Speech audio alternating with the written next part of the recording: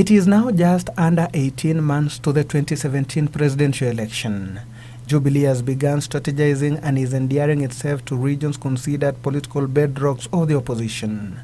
Furthermore, the ruling coalition has been appointing leaders drawn from court to plum jobs in government. If the appointment of Interior CS Joseph Kaiseri and Mining CS Dan Kazungu, both elected on an ODM ticket, is anything to go by. This political charm offensive appears to be spearheaded by Deputy President William Ruto, who has so far toured western and coast regions. It appears the allure is attractive to some extent, as some of the opposition members have recently expressed willingness to work with the ruling coalition. But this strategy, according to political pundits, may not yield much. Poaching on opposition MPs to bring them to cabinet, history in Kenya shows does not yield, because cabinet posts are not goodies as properly seen as the electorate have demonstrated. Because it has happened before. From the Kipipiri, you try to pretend that you are taking electricity so that people vote for you. A Kenyan voter is a lot much more intelligent than that. So the MPs Ruto is using, they are my friends, but none of them has any courage. None of them can even sell a single Jubilee agenda in Western. I can tell you that for free. So if you don't have the guts to say that, look, I'm in Jubilee, and be able to come out and explain why you are in Jubilee, because they are so scared, you know.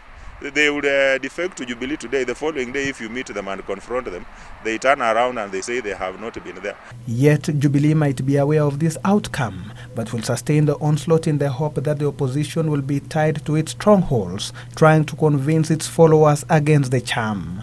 They know that chances of Jubilee winning Malindi are fairly slim, but they will make sure that ODM spends a lot of money there.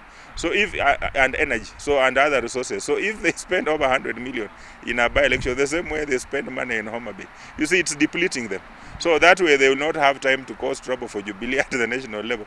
But with Ruto actively leading the charge, political pundits all the view there could be more than meets the eye. Ruto, influential as he is and ambitious as he is, knows very well that it is the numbers that count.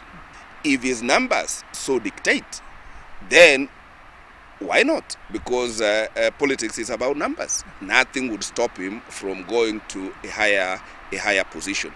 In fact, keen observers believe that Ruto could be assessing the situation and might pull a hidden card.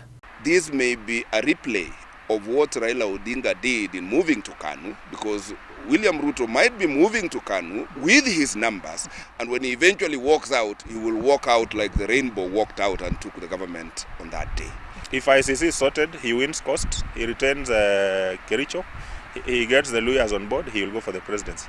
If he realizes his numbers are not adding up, then he will bid his time and wait for 2022. According to these analysts, Ruto could be projecting himself as an alternative in opposition strongholds which appear to be suffering from political fatigue. The people are feeling that we have backed Raila twice, but the guy is not arriving. You know? For whatever circumstances, the people don't want to understand, because they voted for him massively in 2007. He didn't arrive, you know. In 2013, the same. So there is a general fatigue, and the people are now getting disillusioned.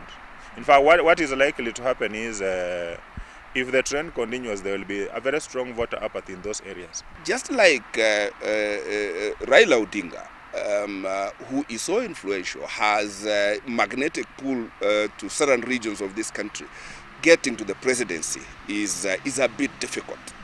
So perhaps the deputy president has also to rethink.